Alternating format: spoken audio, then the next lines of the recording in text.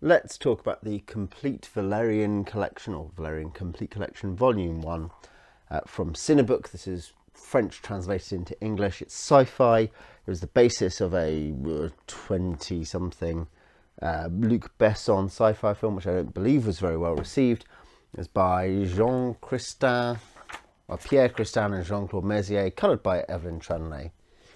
It was originally in the magazine Pilote, which I conceive of as, as an English reader of French language comics, one of the three big comics of the heyday of bande dessin, so along with Spirou and Tintin.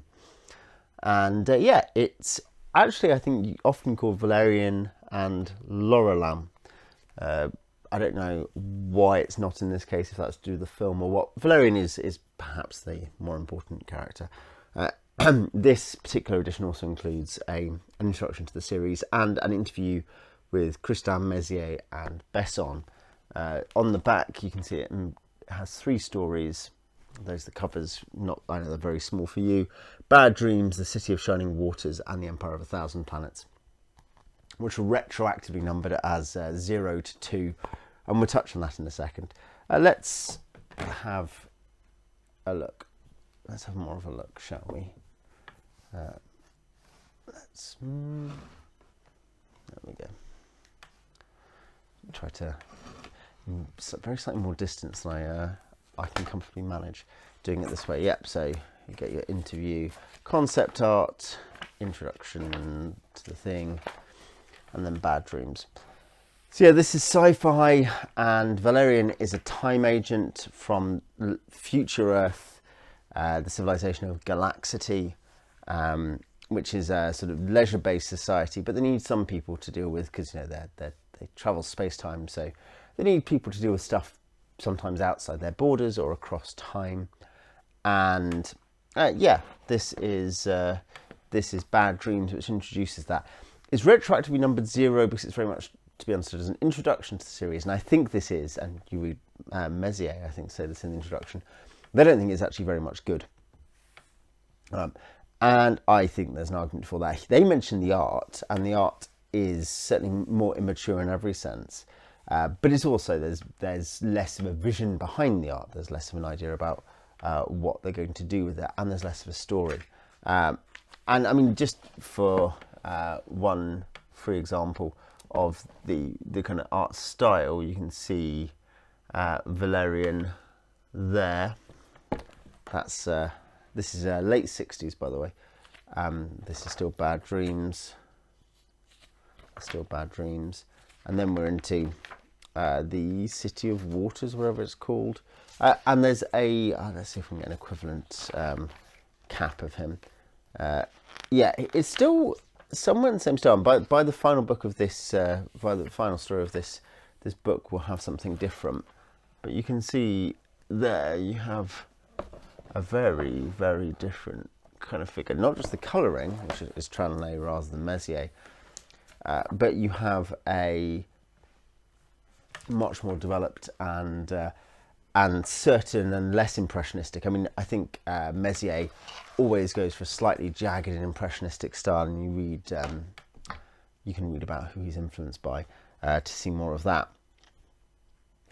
But yeah, here he has an immature physical style, but also that you get some good far future buildings, and some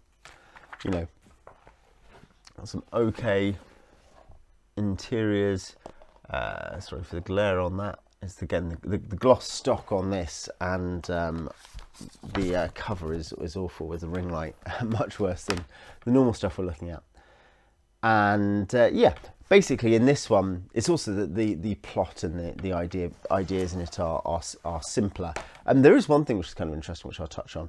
But basically, Valerian has to go back in time, many thousands of years, to the Middle Ages in France. And there are fantastic beasts, and there's this girl Laureline who he rescues, and he's going back to stop a rogue time agent called Zomboul. You've got some good they're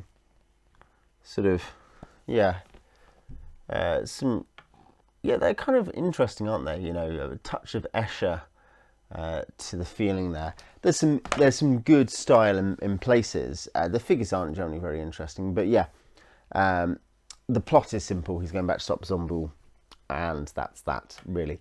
And he meets Laureline, rescues her on the way, and various mishaps and magic happens.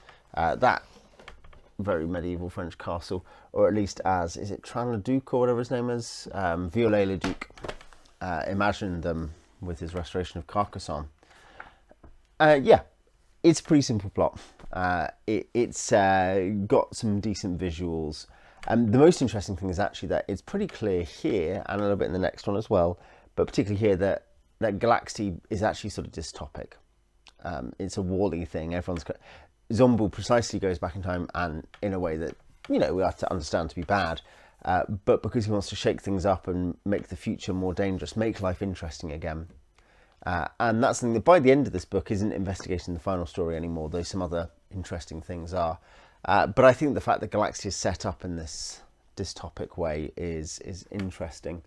But yeah, I would say I read Bad Dreams and thought, oh, the particular things he sends all those people in the future to sleep. So, you know, the problem that he's causing in the past, having to do with the stuff in the future, is obviously Valerian has to do it because everyone else is asleep, hence the name.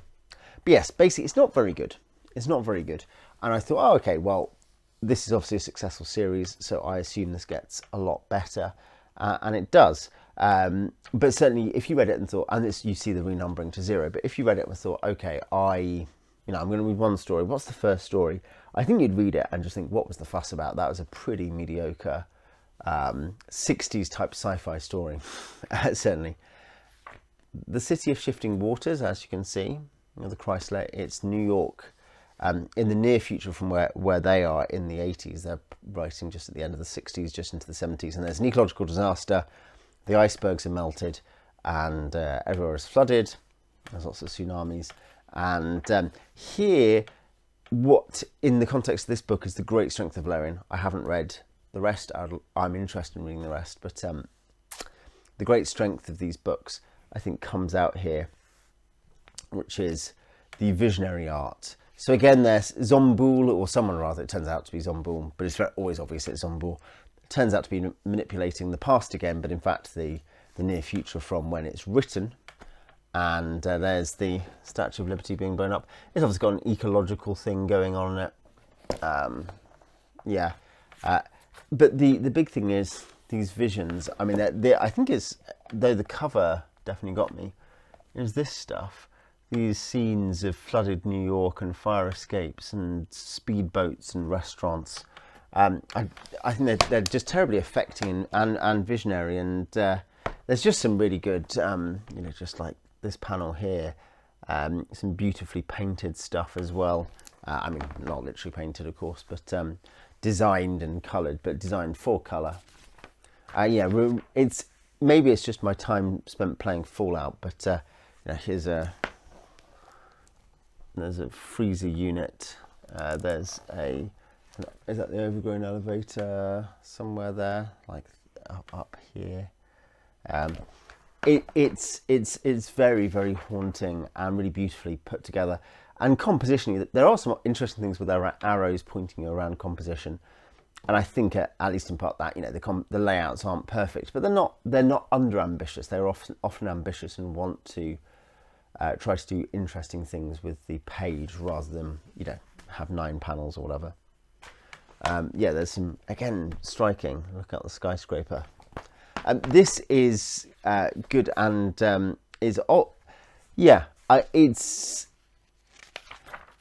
it has a lot of striking imagery, and there's just ideas popping up all the time. Look, there's robots. There's robots with some kind of that sort of metropolis-y, deco-y, weird mishmash of bright lights shining things. There's natural disasters. There's a water spout kicking up through the air. They get their boat across the George Washington Bridge as it collapses into the water. This is part 2, Earth in Flames, of the same story. And here they end up elsewhere, and they You know, you get this American wilderness imagery, which was very important in inspiring Christin and Mézières. The Western was, and so you're suddenly in the West, and you know, look at that. Again, really beautifully put together. They meet a cowboy who, you know, looks like an aged Charles Bronson, I think probably pretty intentionally, and he ends up, they're riding horses, you know. You get the idea. There's plenty more to say, but there's not much more to say here. You suddenly have just striking imagery and great settings and fun technology. And there's, I would say, and this is something which is going to be true of part 3 as well, the Empire of 1,000 Planets, on which I think the film was based most, because it's called The City of 1,000 Planets, wasn't it? But I think the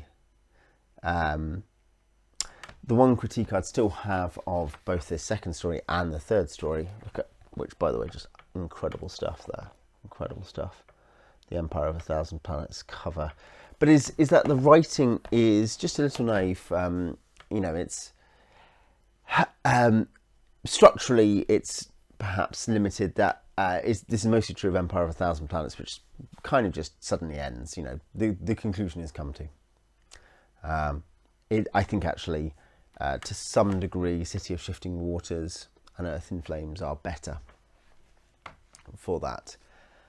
But I think where Mézières from the second story just explodes and into a visionary artist. You know, we've talked about him before on the channel, but Mobius, you know, comparable in terms of the ability to envision. He's not, for me, I'm not jamming with him so far in a very limited sample as much to do with Mobius, but Mobius is an all-time great. But these great visionary landscapes and depictions of locales and designs for technology, it's just wonderful. I think Christin at this point, and I'm quite sure he gets better, of course, but there's sometimes limited, like I say, plotting, but also and pacing. But sometimes it's also just that the situations and scenarios he's designing don't really measure up to the art. They are solid and workaday and fun. But they are more like that first story. In that sense, Bad Dreams, though it is simpler than the other two, all credit to Christin, they're representative of a guy who, these are just pretty ordinary adventure stories, whereas you then get Mézières, who just has this crazy stuff going on, whose designs are plainly at the heart of this. The third story involves our heroes, Valerian and Laureline, going to the future, and going elsewhere in our galaxy, in the future. They're in the future and they go elsewhere, and so it's you know, space rather than time. And here, as I say, the basic story is just what weird thing is going on with these strange, you know, counselling type guys who give out advice in the streets and seem to know everything. But it's as this world seems to be, you know, this empire seems to be decaying into backwardness and ruin. And it starts out, and this is something which, though I think this is actually structurally weaker than the second story, this is, again, something where maybe the second story's art is a big step up. Here, there is just oh wow, this is the vision of a world. And you have, you know, this is just captions accompanying these Mézières pictures of this empire. And then, yeah, of different scenes around the empire. Stuff like solar sailing ships and rockets and fighting monsters in the jungle and ruins in the jungles.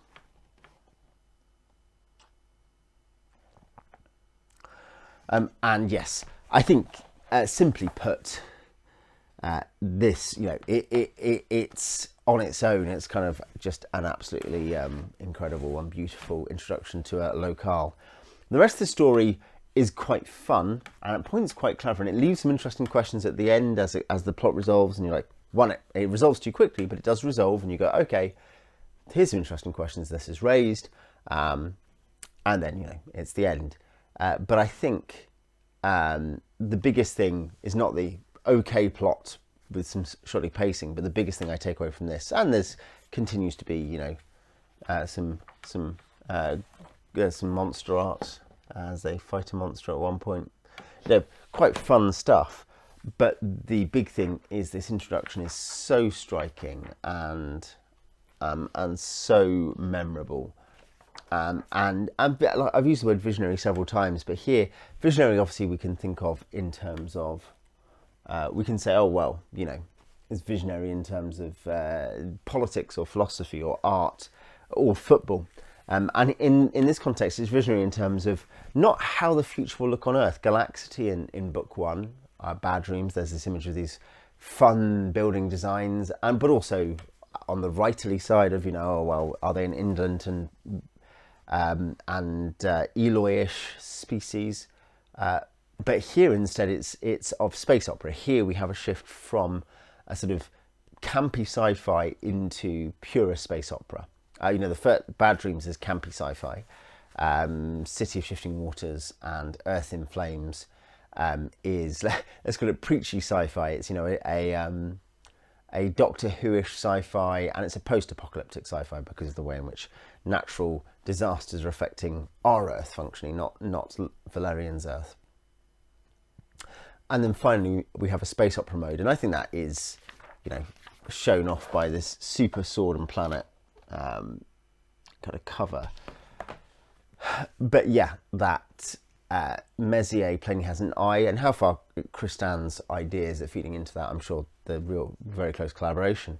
But Mézières' imagination is just in full force here, and depicting worlds that, you know, you'd love to see him illustrate and create stuff for your favourite sci-fi, space operas, space fantasies, etc.